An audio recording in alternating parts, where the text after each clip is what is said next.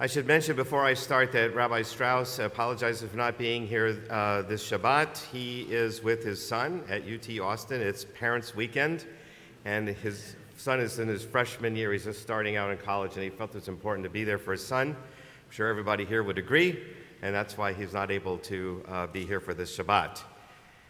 So we're coming now to the end of the book of Deuteronomy, and as Rabbi Ford talked about last night, there's blessings and curses.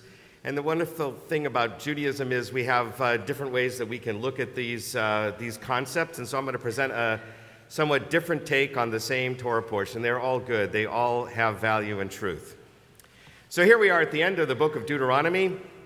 Moses has given us, in the course of this book, dozens and dozens of laws and rules to follow.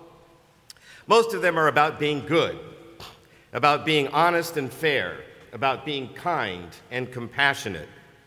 Some of them are about holidays and rituals that build a strong community that comes together to celebrate, one that has a combined, united lifestyle of diet, dress, and worship. Moses has now come to the end of those rules and almost the end of his very long and fulfilling life.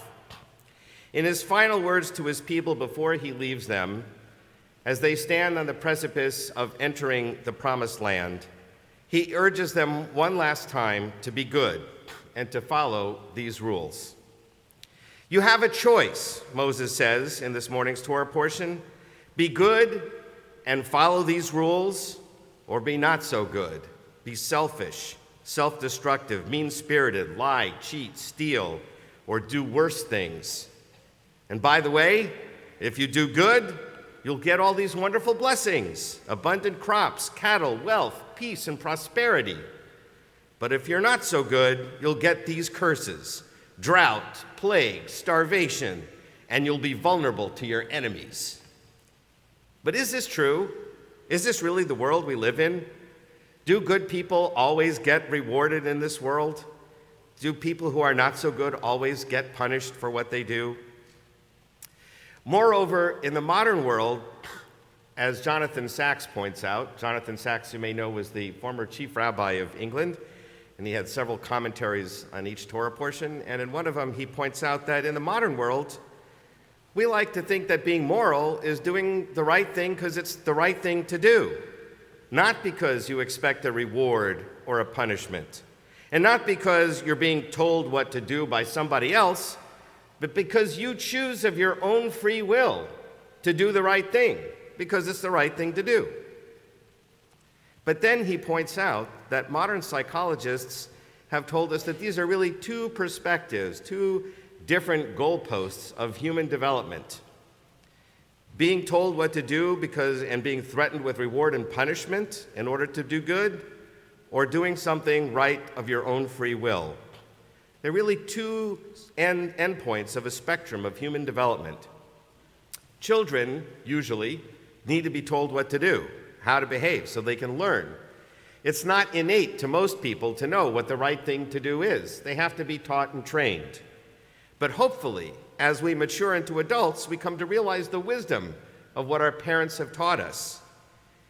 Perhaps occasionally we'll reevaluate some of those things, and hopefully in those cases we'll come to a better understanding of what is right and good. But the point is, it's now internalized, so that we are in fact doing good things of our own free will and without an expectation of a reward or a punishment. By the way, that's not always so easy. Many times it's easier not to do good things. We would seem to get more immediate benefit for ourselves by not sticking our neck out for someone else, or for taking some of our hard-earned money and helping somebody in need at the time, or maybe cheating a little bit to get ahead. So it's not so easy always to do the right thing because it's the right thing to do. Maimonides, however, didn't need modern psychologists to figure this out. About 850 years ago, he wrote a brilliant essay about heaven and hell and about reward and punishment when he was only about 30 years old. He gave a parable about a child coming to learn how to read. And he said a 5-year-old doesn't learn how to read necessarily because they realize that they're going to become wise and it's going to help them. They read because somebody bribes them. Their teacher gives them some figs or nuts. In the modern world, we would say it gives them some chocolate And when they get older, they need a better bribe. So Maimonides said you give them some shoes. Today we might say, give them an iPhone or something else. And then they get older and you have to give them money. Get good grades on your report card, I'll give you money. And finally, you say, look, if you excel in school, people will recognize you as wise and they'll give you honor and respect. And this is not a material benefit, it's more intangible, so it's a little bit better than all those other rewards. But then Maimonides says, this whole thing is deplorable. It's disgusting that we have to bribe people to be good, that we have to threaten them not to do bad. It's horrendous, it's disgusting, but it's unavoidable because most people won't naturally do good things because they're the right thing to do. But then Maimonides suggests it's okay to talk about rewards and punishments so that people will be good, because at least they're being good. And they can't really appreciate the real reason for being good. And what is the real reason? Maimonides says, because you love your Creator. If you love God, who created this beautiful planet for us and all our family and friends and all the wonderful things in it, if you believe that there's a God who created all of this, why wouldn't you do the right thing? Because you know that's what God wants you to do. You love God. You love your Creator. Of course you will be good because that's what you should do. Hopefully, eventually, Maimonides suggests, people will come to see this deep and abiding truth in all their actions, and they will do what they do, as we say, for the love of God. But in the meantime, at least they're being good, even if they believe that there's some artificial reward and punishment. Now, there's more to his essay than this, so this is a little commercial message. We're going to be having a discussion about heaven and hell later on December 19th. Rabbi Gelman from UOS and I will be talking about this very essay of Maimonides on a Thursday evening, so I invite you all to come back and hear more about what Maimonides had to say. But let's now go back to Moses and the Bible and the Israelites. There's actually two ways to read what Moses tells us in Deuteronomy. And the key word in the Torah portion is the word Shema. Before he begins the blessings and curses, Moses says, Shema, listen. Listen to these beautiful laws. Listen to what God is teaching you. Listen to these blessings and curses. Listen. And by the way, the blessings and curses are not addressed to individual Israelites. They're addressed to the entire community. And in this way, we actually can see that these blessings and curses may in fact be true. Because if we create this loving, compassionate community that looks out for each other, we will in fact succeed. We will in fact have joint prosperity. Even if occasionally individuals suffer, there will be people to come and help them out. As a community, we will prosper. As a community, we will be stronger to defend ourselves against our enemies.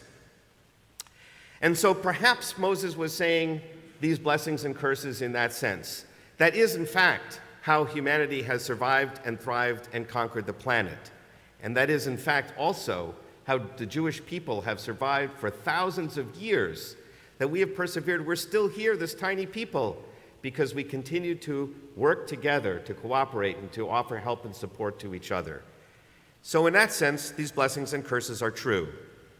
But I believe there's also a deeper meaning here. And the word again is Shema. The Shema is used 92 times in the book of Deuteronomy, and the most famous place it's used is the place we recite twice every day. Hear, O Israel, the Lord our God, the Lord is one. And it's followed immediately by, love the Lord your God with all your heart, with all your soul, and all your strength. And there is the key. We should do this because we love God. And why wouldn't we want to do what's right if we do love God? So it's not about the rewards and punishments. It's now become internalized. We realize that the laws are a path to goodness, to justice and fairness, to kindness and generosity for everyone. And of course we're going to do them, or at least we'll try. What a brilliant message this is for us today. Moses has given us this brilliant insight as we prepare ourselves for the high holy days, where we will be examining our deeds and actions during the last year and striving to become better in the year to come. May we come to do better, to do more goodness, more acts of kindness and compassion in the coming year, not because of a fear of punishment or a hope for reward, but because we love our Creator, we love our fellow human beings. Shabbat Shalom.